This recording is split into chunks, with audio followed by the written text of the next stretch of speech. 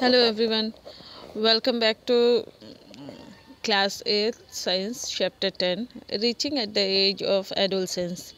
In the previous chapter you have learned about the what is adolescence and what is puberty. And also we have learned about the what changes take place at the age of puberty. Now we will learn about the secondary sexual characters. So let's start volume 2, secondary sexual characters. We have learned in the previous chapter that testes and ovaries are the primary sex organs that helps to distinguish the male from the females. हम लोगों ने इसके पहले जब आप लोगों ने reproduction chapter पढ़ा था तो उसमें आप लोगों ने ऑलरेडी पढ़ा था चैप्टर 9 में about testis and ovary. Testis और ओवरी जो होते हैं वो मेन सेक्स ऑर्गन होते हैं और इन्हीं की वजह से मेल और फीमेल में डिफरेंस किया जा सकता है। There are two types of sexual characters in human beings, primary sexual characters and secondary sexual characters. Human being जो होते हैं उनमें सेक्सुअल कैरेक्टर्स टू होते हैं, एक जो होते हैं प्राइमरी सेक्सुअल कैरेक्टर्स और एक जो होते हैं वो होते हैं secondary sexual characters. The sexual characters that are present since birth are called primary sexual characters. वो सेक्सुअल कैरेक्टर्स जो कि बर्थ से ही ह्यूमन बीइंग में जन्म से ही वो प्रेजेंट होते हैं वो प्राइमरी सेक्सुअल कैरेक्टर्स कहलाते हैं। And the primary sexual characters are directly involve in the reproduction. और ये प्राइमरी सेक्सुअल कैरेक्टर्स जो होते हैं वो डायरेक्टली रिप्रोडक्शन में इन्वॉल्व होते हैं। कहने का मतलब बाय बर्थ ही ये जो सेक्स ऑर्गन्स होते हैं वो प्रेजेंट होते हैं, ठीक है। And the sexual characters that are controlled by the hormones and distinguish between the sexual mature male and females but are not involve in reproduction are called sexual secondary sexual characters. जो ऐसे sexual characters जिन पर कि hormone का control होता है और इसी की वजह से मेल और फीमेल आपस में जो होते हैं उनमें डिफरेंसेस बताए जा सकते हैं और यही जो होता है रिप्रोडक्शन में इन्वॉल्व होता है सेकेंडरी सेक्सुअल कैरेक्टर कहलाता है। The main secondary sexual character in humans are given below. यहाँ पे जो होते हैं मेल में क्या सेक्सुअल कैरेक्टर्स होते हैं, फीमेल में क्या सेकेंडरी सेक्सुअल कैरेक्टर होते हैं, ये सारा कुछ बताया गया है, ठीक है। In male hair growth under armpits means under the arms and in pubic regions, genital area between the thighs।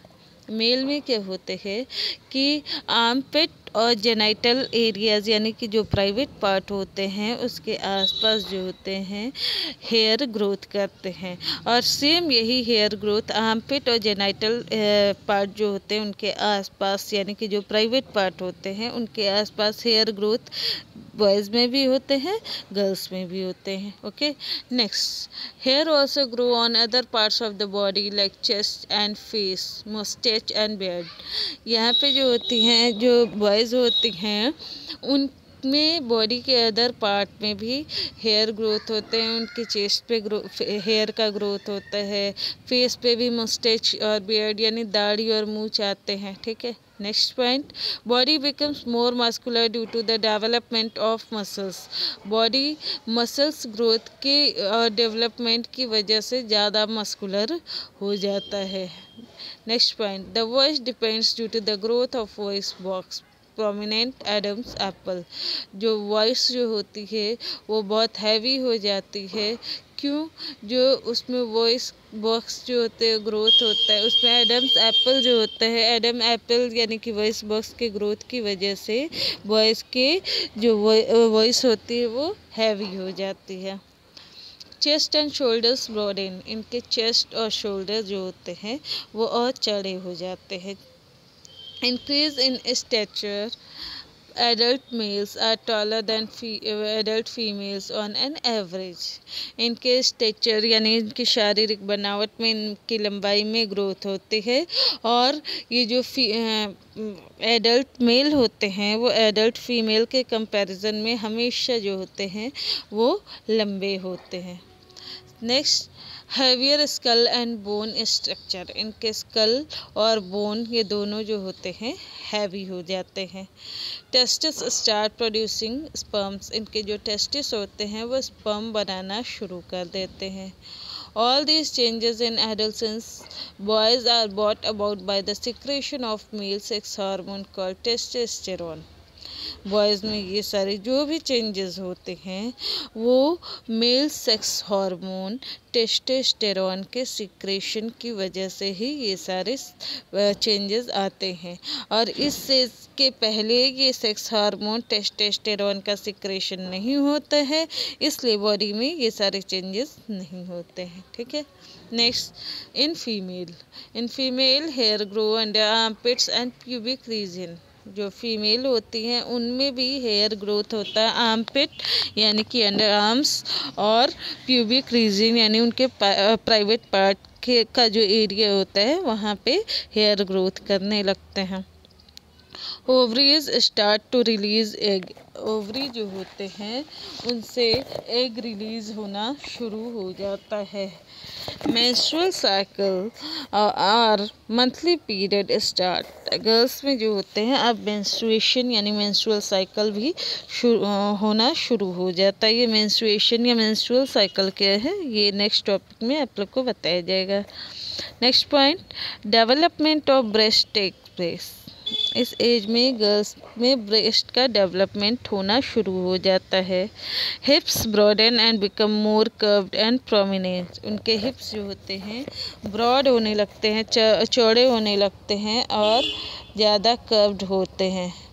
High pitched voice develops, girls में वॉइस कैसी होती है, हाई पिच होती है, इसीलिए आवाज़ उनकी थोड़ी मीठी होती है, स्वीट होती है।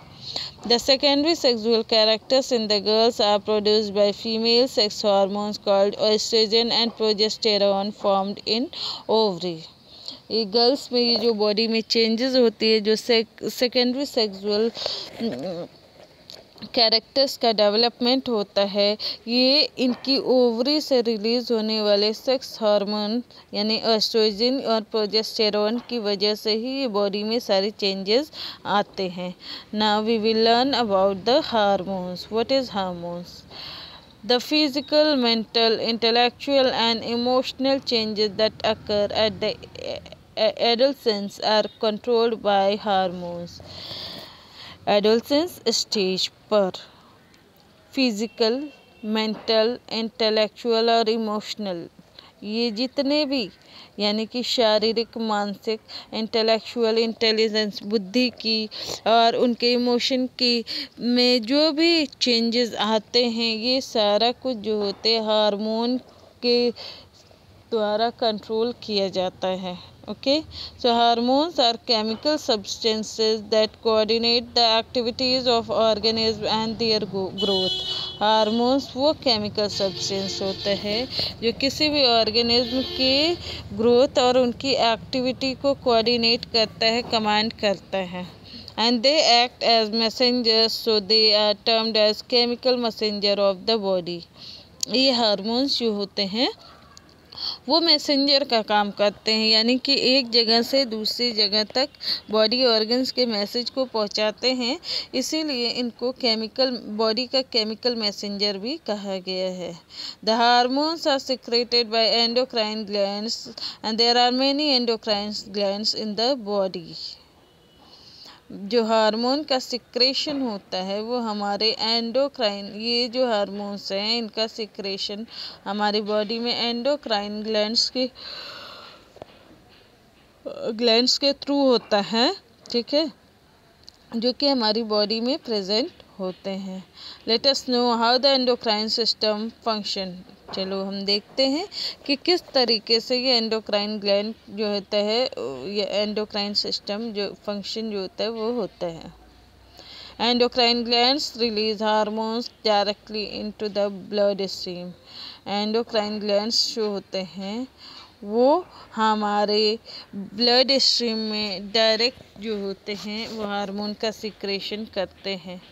And hormones are transported by the blood circulation, और हार्मोन जो होते हैं वो क्या करते हैं, ब्लड सर्कुलेशन या ब्लड के साथ जो होते हैं ट्रांसपोर्ट करते हैं, यानी एक जगह से दूसरी जगह जाते हैं।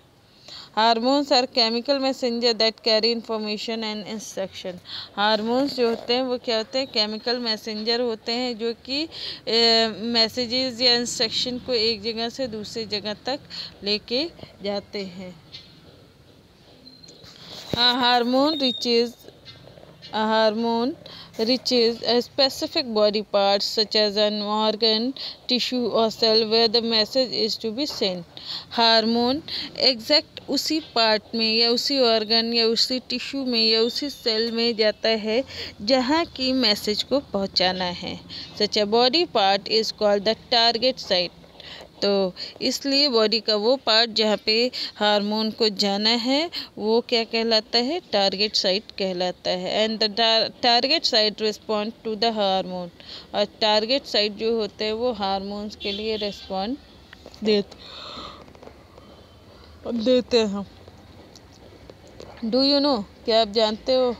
अब वो body has 2 types of glands. हमारी बॉडी जो होती है उसमें 2 तरह के ग्लैंड्स होते हैं, exocrine glands and endocrine glands.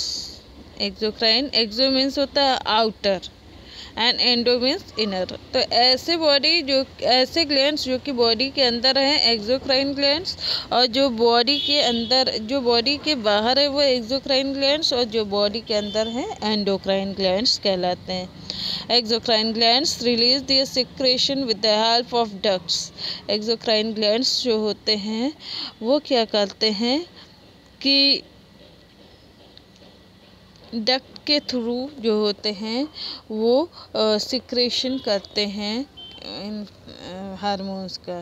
For example the salivary gland secrete saliva in the mouth. Example के तौर पे जो सलाइवरी ग्लैंड होता है, ये सलाइवरी ग्लैंड हमारी माउथ से सलाइवा का सिक्रेशन करता है।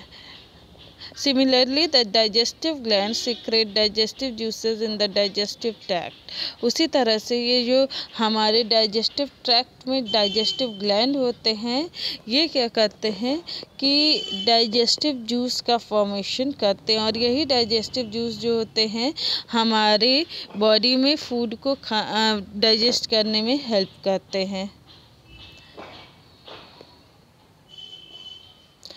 For this reason, the endocrine glands do not have ducts to release their secretion where they are needed.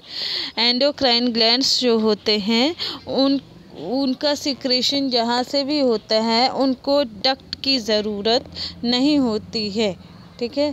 For this reason they are called ductless gland, और इसीलिए इनको ductless gland भी कहा जाता है। They release hormones directly into the blood stream. ये हमारे blood stream में डायरेक्टली हार्मोन का सिक्रेशन करते हैं। Pituitary gland, adrenal gland, ovaries and testis are endocrine gland. Pituitary gland, adrenal gland, ovary और टेस्टिस जो होते हैं ये सारे ही एंडोक्राइन ग्लैंड्स कहलाते हैं, ठीक है। Now we will learn about the role of the hormones in initiating reproductive function. अब हम लोग पढ़ेंगे कि ये जो हार्मोन्स होते हैं इनका रोल क्या क्या होता है। First you look at the figure 10.5। यहाँ फिगर 10.5 में एंडोक्राइन ग्लैंड्स जो हैं वो आप देख लो कहाँ पर होते हैं। पिट्यूटरी ग्लैंड हमारे नेक में होते हैं, पिट्यूटरी ग्लैंड हमारे ब्रेन में होते हैं। Pituitary gland is also called the master gland. And after it thyroid gland जो कि हमारे नेक में होते हैं। एड्रिनल ग्लैंड जो होते हैं वो 1 पेयर होते हैं, हमारे दोनों किडनी के ऊपर में ये अटैच होते हैं। पैंक्रियाज जो होते हैं हमारे स्टमक में होते हैं। ओवरीज फीमेल में होते हैं और टेस्टिस जो होते हैं वो मेल में होते हैं, ठीक है। The role of hormones in the initiating reproductive functions, and after that we will learn about